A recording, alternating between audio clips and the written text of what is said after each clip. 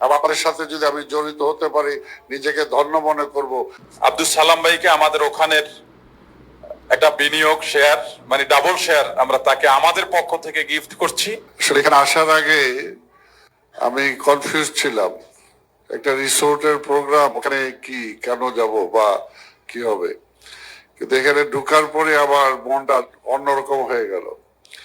মনে হচ্ছে না একটা ভালো জায়গায় এসছি আমি, এবং আপনাদের দেখে আমার সেটা আস্থা বাড়লো। আমি ধন্যবাদ জানাই মেজবা সাহেবকে যে এই ধরনের একটি পরিকল্পনা নিয়ে তিনি এগুচ্ছেন। আর এটা তো ভয়ের কিছু নাই, কারণ আমাদের ধর্ম ইসলাম ধর্ম তো ব্যবসায়ীদেরকে স্থান দেওয়া হচ্ছে অনেক উপরে, এবং সততার সাথে যারা ব্যবসা করবে আল্লাহ তাদের জন্য ভালো একটা জায়গা নির্ধারণ করে রেখেছেন।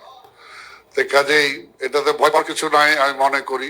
তবে বাংলাদেশের জন্য এটা একটা চ্যালেঞ্জ, কারণ বাংলাদেশে এই ধরনের ব্যবসাগুলো বেশিরভাগই চিটার বাটপাররা এই সেক্টরটাকে নষ্ট করে ফেলেছে, কারণ সবাই বঞ্চিত হয়েছে বেশিরভাগ ক্ষেত্রেই। এবং তাতে যে কি ক্ষতি হয়েছে, দেশের ক্ষতি হয়েছে, সাধারণ মানুষের ক্ষতি হয়েছে।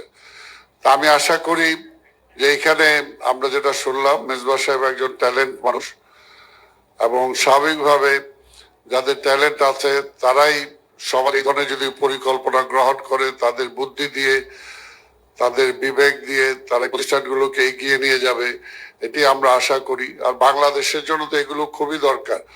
বাংলাদেশের অর্থনীতিকে যদি বিল্ড আপ করতে হয়, তাহলে আমাদের বেসরকারিভাবে যত এই ধরনের প্রতিষ্ঠান গড়ে তুলতে পারবো এবং ভালোভাবে করতে পারবো, তাহলে কিন্তু আমাদের বাংলাদেশটা দাঁড়িয়ে যাবে। আমি সারা বাংলাদেশের সমবায় ইউনিয়নের আমি চেয়ারম্যান, কিন্তু বাংলাদেশে বিশ্বাস করেন সমবায়গুলো গড়ে উঠছে না।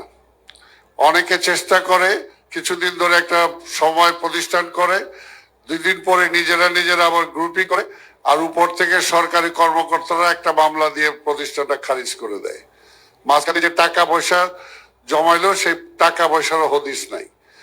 এই অবস্থার মধ্যে দিয়ে আমরা চলছি।